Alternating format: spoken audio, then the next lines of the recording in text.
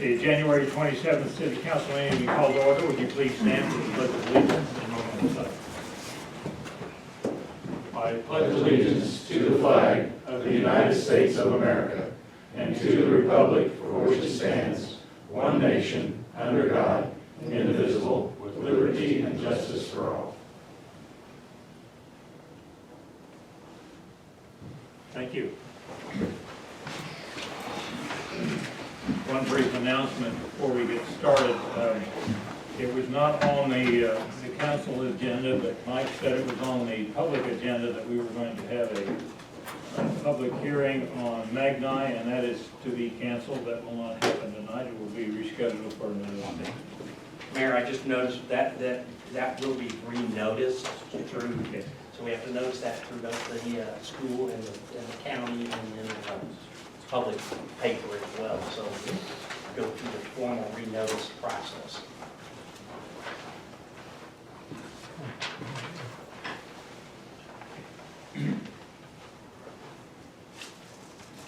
First item on the agenda will be approval of the minutes from the January 13th meeting.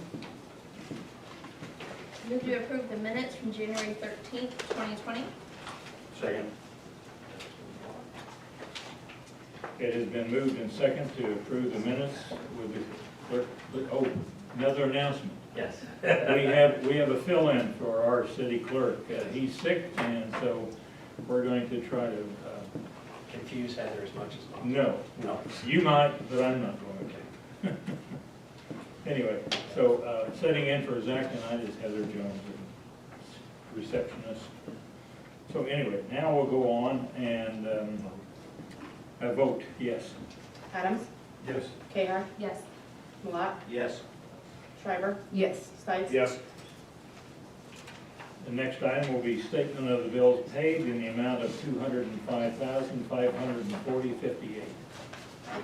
Mr. Mayor, I make a motion that we approve the statement of bills in the amount of $205,540.58. Second.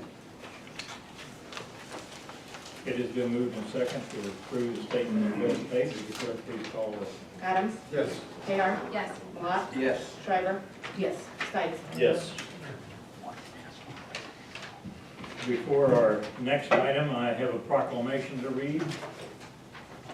Proclamation of the City of Edwardsville, Kansas. Whereas all children in Edwardsville should have access to the highest quality of education possible.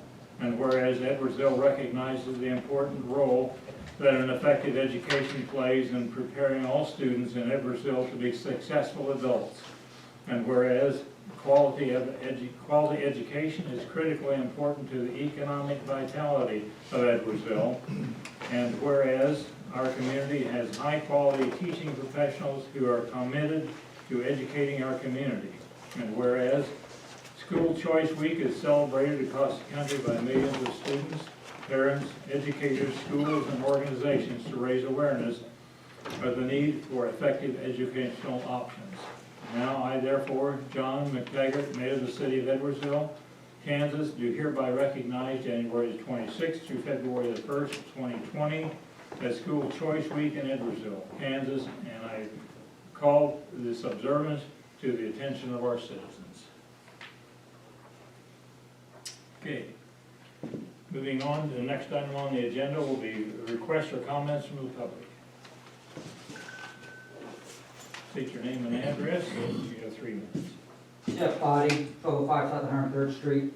Recently I got the hotshot email and it commented, they were kind of bragging that in the past 3 years our mill levy has dropped 1.5 mils. What it didn't say in that time, that 3 years, that property tax bills brought in an extra almost $800,000. This year alone it's going to be $385,000. And it also didn't say that I'm paying an extra $46 a year since then. It just keeps growing. I think the city threw out some breadcrumbs and they're getting back steak. I don't think they're trying hard enough to lower the tax bill. I also sent in a request to the police department about the cars that leave the city, which are 6 that leave the city, 5 leave the county. I asked how often they come back. The answer I got was they don't keep track of that and they don't plan on to. It seems to me they probably don't return very often. I don't know what the city is doing wrong and why we can't lower our tax bill. Because I look at our closest two neighbors, KCK and Bonner, and they're all under 170 mils. And if you look at some cities, well, you know, all this information is on your tax statement, how much money the city brought in. But I look and I think, I look at Eudora, DeSoto, Lansing, Tonganoxie. They're all way less than us. So whatever you guys are doing, you ain't doing it right. Something needs to be done different. And I'd be willing to sit down with you guys and ask what your thoughts are. Because my taxes ain't going down, and neither is anybody else's.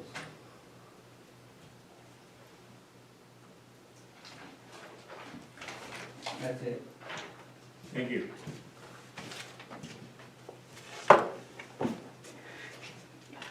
There are no further. We'll go on to the next item on the agenda. We'll consider authorizing the city manager to enter into an agreement with McCord Appraisals for right-of-way and easement evaluations for the Riverview Crossroads project, 105 North, 105N 0701-01.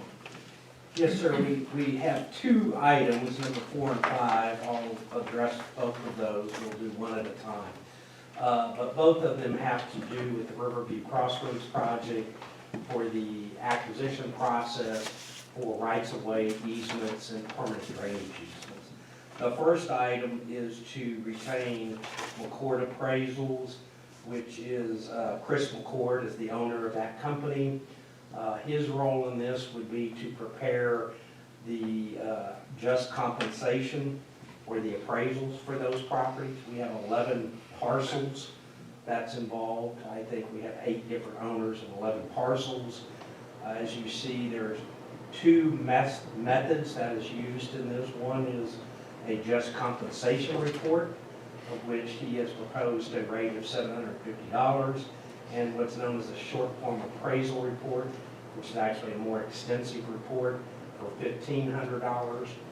Basically, the difference is that the value, and we don't know that necessarily until they do the appraisal, that the value is equal to $10,000 and greater, then you have to use the short form appraisal report, which again is a more extensive document, and then that document will have to be reviewed by a second appraiser, which will determine after we get through the first phase for those reviews.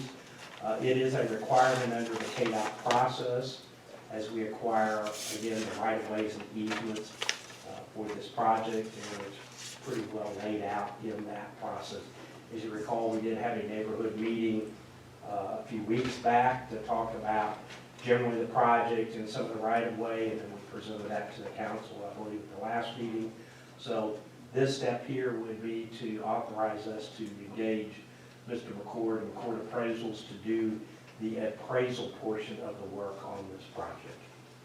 Be happy to answer any questions that you may have. Is this an either or?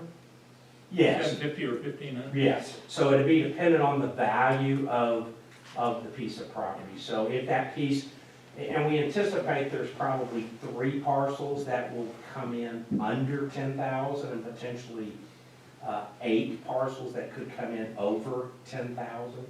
But some of them are kind of marginal, you know, those that are just a very small piece of temporary construction easements, so there's no right-of-way, there's no permanent drainage easements, are more likely to be the short form appraisal. Those where you have right-of-way, permanent drainage easements, and all of them have temporary construction easements, those you would more likely see as something that has a value of greater than $10,000. And again, by value, we're not talking about the value of the whole property. We're talking about the difference between the current value and the value of the property after the acquisition. So Is it $750 per parcel? yes, Okay. either $750 or $1,500 per parcel. So if we know going into it Right. that there's 8 that are probably going to be over 10,000, he wouldn't do the 750 and then turn around and say, No. Okay. Yeah, I mean, I was gonna ask you Right.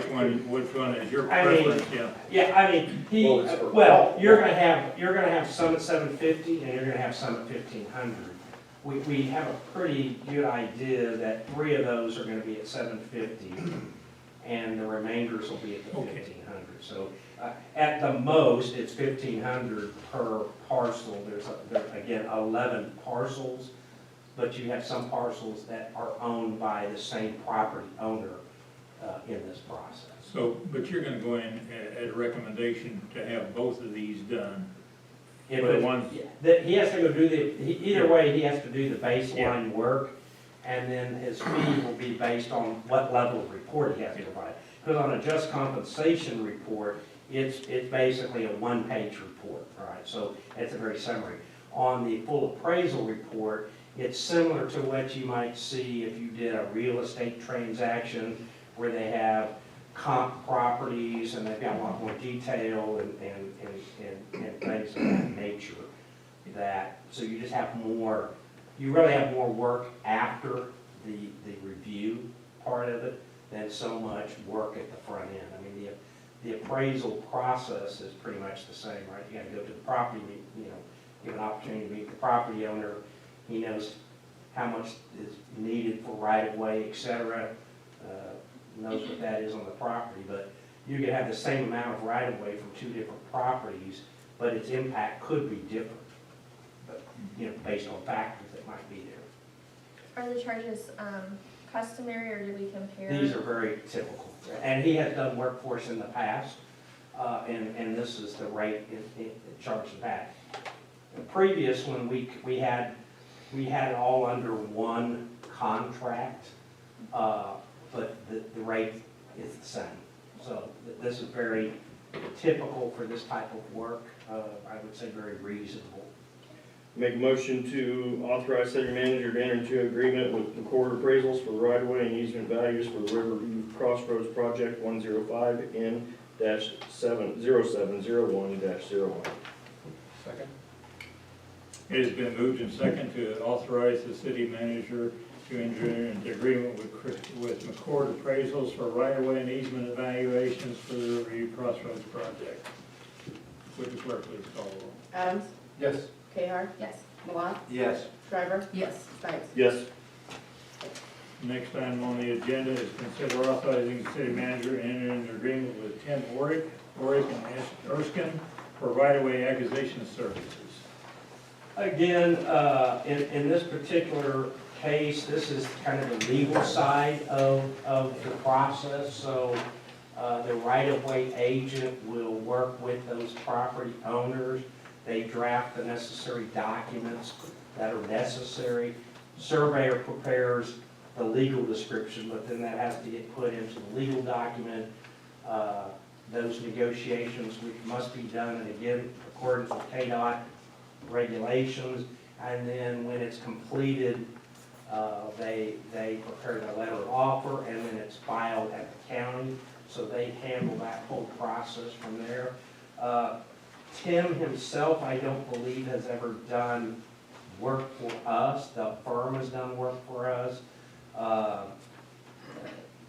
He's provided some counsel to us in the past, just general questions that he's provided. When we acquired the easements associated with the LTC on the north side from the unified government, he actually represented the unified government on that side of it, so he was actually the person on that side, but is very reasonable. Been doing this for over 30 years, worked for the Department of Transportation, and so we would recommend Tim Orick. Again, his fees is on an hourly basis. He can do it on a fixed fee cost. There's potentially some savings either doing it on an hourly rate.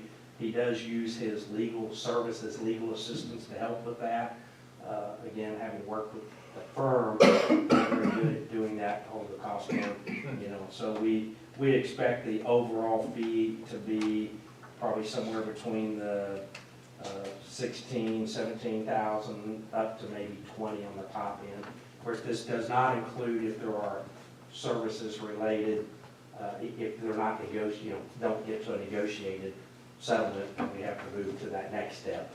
But for the traditional services, he handles all of that piece of it. So I I would be working directly with him in those meetings with the landowners. I make a motion to authorize city manager to enter into agreement with Tim Warwick, and Erskine for right-of-way acquisition services. Second. It has been moved and seconded to authorize the city manager to enter into an agreement with Tim Oric and Erskine for the right-of-way acquisition services. Would the clerk please call roll? Adams. Yes. Gayheart. Yes. Malat. Yes. Shriver. Yes. Stikes. Yes. You're staying up there, so next item is. There's nobody else to be up Ordinance here. number 1027, amending the code of the city of Edwardsville, Kansas, chapter 13, utilities. Basically, this is a cleanup item, and I may call on Ms. Dehan if there's some questions, because he's been maybe a little more engaged than I have. But we entered into an agreement with the Collection Bureau of Kansas in early 2019, beginning of the year. They are a collection agency that we use for delinquent utility bills or other delinquent type accounts, but specifically for delinquent utility bills. They've been providing those services for a year. I think we've been happy with them. Heather probably has that. Yes, has to work with them probably as much as anybody. But they were a little concerned just the way the language was in our ordinance, and requested that we add into our existing ordinance. And if you look at the ordinance, there's language that says including but not limited to the use of a third-party collection agency. So they've asked that be added in the two sections. One of those, I think, relates to the solid waste, which is the garbage, and the other relates to the sewer side.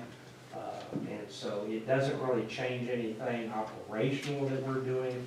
It just adds this additional language in there that clearly specifies that we do use a third-party collection agency. We have used other third-party collection agencies in the past. We have used, through the county, we use the services of it being assessed as a special on the taxes, but that only happens once a year. And then, you know, you have at least a year's worth of back, and then you put it on a special assessment, and then, of course, it doesn't go out on the bill until December, and depending on the payment cycle, might not be until May or June, so you could be 18 months to 2 years behind. This will just try to keep it a more current process, and obviously, like any of us, you hate to get something that's a year and a half old. You know, you get something like, oh, I didn't pay my bill from a year and a half ago. Obviously, there's a number of steps that we go through. You know, they get a bill, they get a second notice, they get a notice that it's going to be, you know, forwarded to a collection agency. Then, of course, they make contacts and calls. And I know nobody likes it, but it's part of the business when you're in a service industry like utility building. Sometimes they just didn't get paid, and for the fairness of everybody else, if you use a service, you should pay for it. So again, the ordinance, really the only change in the ordinance is that where it says in both of those sections, including but not limited to the use of a third-party collection. Everything else in there is exactly as it is today. I move to accept the ordinance number 1027, amending the code of the city of Edwardsville, Kansas, chapter 13-utilities. Second. It has been moved and seconded to adopt ordinance number 1027, amending the code of the city of Edwardsville, Kansas, chapter 13, utilities. Would the clerk please call roll? Adams. Yes. Gayheart. Yes. Malat. Yes. Shriver. Yes. Stikes. Yes. Mayor, I'm going to relinquish the Okay. podium. Next item is to consider the 2019 Special Law Enforcement Trust Fund report. Mr. Mayor, Council, we have the 2019 Special Law Enforcement Trust Fund report. It's statutorily required outside of the annual audit. The ending balance in that account is $717.20, and that is the report. I recommend acceptance. Remind us what this fund is used for? It's law enforcement forfeiture funds, and so when property is seized by the government and then sold, the lead agency, if you will, or the sharing agency, gets either gets a portion of that property seized, which is then forfeited legally, administratively, and then that fund has to be specifically statutorily set aside for those monies only to be used for certain things that are, again, statutorily listed. No What kind of personnel, things? things like that. What kind of things? Equipment, typically equipment, that's pretty much it. Personnel is frowned upon, very frowned upon. There's certain exceptions, but they're very, very few. So, very hard to justify. So there's been no additions or subtractions in 2019? No, there has not. We did receive, where this report and this fund, the way we used it in the past, which was very common, there was this commingling of these tax assessments for drug-related activity.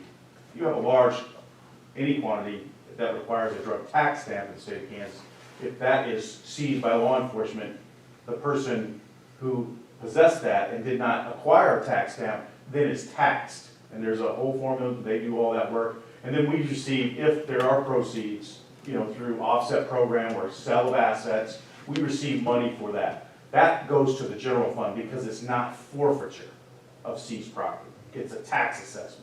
And that's really the difference that we're seeing over the last couple of years. It should have been done that way all along, but recent audits in the last few years of that particular program in most states, and specifically the state of Kansas, saw that it was common practice to commingle those funds, and thus recommended stopping that completely, and that's why recently we had $10,000, and that went to the general fund rather than to this fund.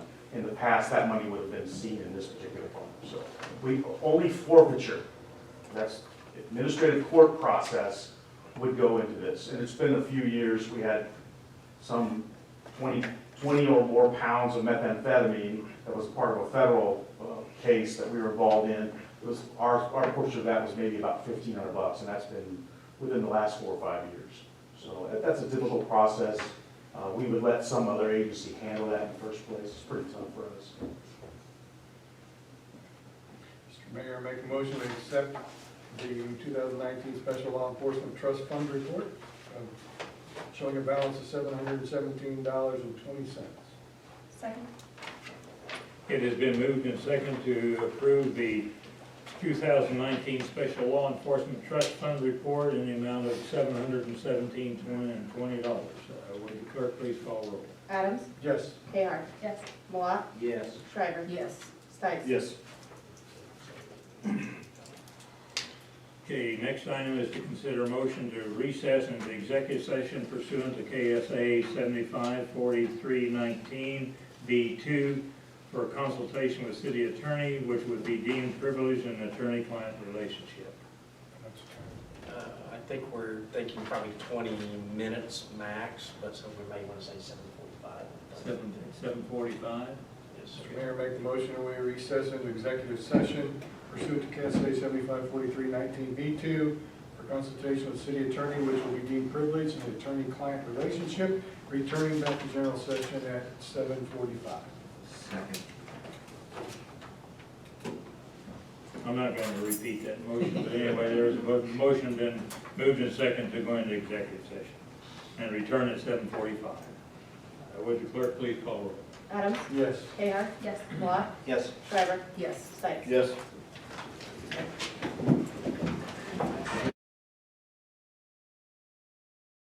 Where's the incentive to do Been a motion and a second to return to regular session. Would the clerk please call roll? Adams, Ahar, Yes.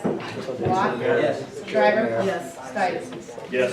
And there is no action necessary on our recess to executive session, so we'll move on to advisory reports. Mayor, the only thing I would note, and I don't know if we put these up there or not, Yes. but this summary, and this is what we started doing a couple of years ago, just kind of a nicer version of the budget versus just a bunch of printed pages. It contains the information you've already seen. It's also out on our website, so people can go to the website and see this document. So it's more graphical, pictorial, etc. in nature. So Zach has done a great job getting that put together for the second year in a row. So there's that. Otherwise, we are in search of a public works director. So that process has started. We've gotten a number of candidates thus far. So we'll be moving forward on that. Otherwise, if there's questions of anything, I will address them on the council. Nothing. Chief Mathies. Nothing of note, thank you. Chief Whittem. Nothing to report. All right. Wow. Okay, you. And we've got no public works to ask, so, and Lisa. Our guys worked hard over, you know, these storms have been kind of, you know, so we've had them in overnight and during the day, and it's just, I mean, we haven't had what I would call a super big storm, but the one probably a week and a half ago on the Saturday was a pretty good snow. The rest of them have been, probably a little less than what was reported, but, you still have to have people here, because you never know what's gonna happen, so we put a few overnights in, so. Thank you. Chuck, we'll start with you. There has been, people reaching out to me about gunshots being fired in the north end, a lot. Friday night there was some, Saturday night and Sunday night. And I know that it was reported to the police, on, I believe, Saturday night. And it's just a concern. There's been quite a bit, in that area, in the northeast area. So I just wanna, it's concerning. Sir, I mean, for any particular times or just kind of across the? I think that what I've been hearing is that it's, midnight. Okay. May just help I mean, them, I think that's whenever the call came into the last call came into the police. okay. Helps them Is just that I resources. Do you know if they're sending West End or anybody else? Is there any fault, you know, like, maybe they sent both agencies? I don't know, Edwardsville came up and visited my mom and dad, because Okay. my mom and dad made the call, Oh, good. and, they were actually in the area and said they heard it also. Oh. So I'm not, I don't know why it wasn't relayed, but, so, anyway. Okay, thank you. And I'll tell you, Friday night, I was out of town and my wife let our dog out at midnight and she heard it. Okay. Also, so, a separate night, so, Okay. anyway, Well, that helps Chief with these and his folks know, you know, agree. try to target their resources, so. Yep. That's all. Oh, no, last, I was gonna say, statement of bills, Yes, only 2 pages? yes, I love it. that's the new format. I like it. I didn't hurt my back when I picked it up. Do what? Trees love it. Yeah. Okay, Margaret. Thanks, Chuck. I don't really have anything other than, Heather, thank you for joining us tonight. We thank a lot of the staff all the time, but you're never here to hear it, so thank you. If I had druthers, I would rather be where she's at sometimes. Yeah, make sure you can get that down. Yeah. No, I love being with you, all the opportunities I have. Gary. Is it appropriate to ask for a progress report on the Hard Rock? Yes, I don't know that I have much on, I mean, I think they've been slated to start the foundation piers, but I think the weather. I saw the drills up there. Okay, I so assumed they that- I moved assumed it. that they were, yeah. Yeah, I think they wanted to start that earlier. They've been approved for a road closure, so you will see signage on 110th Street that says road closed ahead. And then there'll be closure signs at the intersection and then gates with closed signs across the road behind where the gap is in the median. So, if somebody comes in there, there'll be gates, but they can still turn to get out. And also, we wanted to make sure that if big trucks are turning in there with equipment or materials or supplies, that they're fully off the road, so. Well, I think it might be a good idea to put a little verb of that in Yeah. the hot shot so the citizens know something's actually starting to happen. And I can follow up with the general contractor and see if they have I know they wanted to be, just from general talking, they had hoped to be drilling those holes probably a couple of weeks ago, but the weather has been wet. Weather issues. And then the other question, is there any update on our silent crossings? No, I will say that I've been having some discussions with some of the property owners on just the right-of-way acquisitions on those. Almost all of that is just temporary construction easements, so it's not, we don't intend to actually engage anybody on those particular ones unless we need to, so. So the holdup on that, the railroad, basically? My understanding is we're awaiting the railroad approval of the plans that have been submitted. I mean, I think that, what I understand, everything, unified government's done everything they can do with the railroad. The railroad has to effectively sign off and say, we accept these plans, then you build it, then they approve it. And it's at the railroad level is what I understand. But I can also do a follow-up with, see if I can get a new update, so. Anxious to see that happen. Yeah. Also, the street light situation, you don't have to report on it, I just want to remind you. I did contact them, I did hear back from them. They cannot install lights on the poles that are in place. They can install, if we wish to bear the cost, to put lights on new poles, but they would require new poles to be installed on the opposite. Basically, I guess that would be the east side. Their poles on the west side have to be on the east side. They'd have to put new poles in, et cetera, and so forth, and then lights on. I don't know the cost. We can find out the cost of that. Something else. I'm still pushing for it.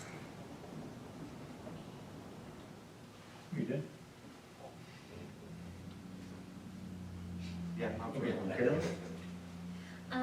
I just wanted to remind you, if we could just keep working toward any updates on our ordinance if we're still pursuing the Riverview Crossroads multi-purpose path, and just ensuring that one citizen doesn't bear the load of maintaining a huge stretch of sidewalk, and maybe how we want to deal with that as a city, if the city's installing sidewalks, if we're expecting our citizens to maintain those, or if the city's going to maintain what we install on our right-of-way.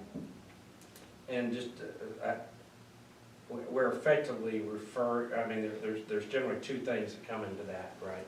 Number one, generally is snow removal. That's the ongoing big one. The second one is long-term maintenance, i.e. the sidewalk cracks or whatever, who takes care of it, right? So traditionally, if I put it into a neighborhood setting, right, which I know is different, typically it is the property owner who is responsible for both of those. It's not a unique situation everywhere. Some cities then go and do a grant program where they pay 50%, the property owner pays 50%, et cetera, and so forth. But we will look into that and see what might work best in our settings for, again, there's a little difference between sidewalk and multi-purpose trail, but yes. That's all. Because we have other areas that we have that now. That's true. That is what I would call undeveloped, right? It's along an arterial or collector street versus a residential street. That's generally where you get into, right? So Edwardsville Drive, we call an arterial street. I think Kansas Avenue would be an arterial or collector in of those. So how do you manage those versus, again, a traditional residential neighborhood where you might have sidewalks? Thank you. And to follow up on that, are we doing the mowing on Kansas Avenue?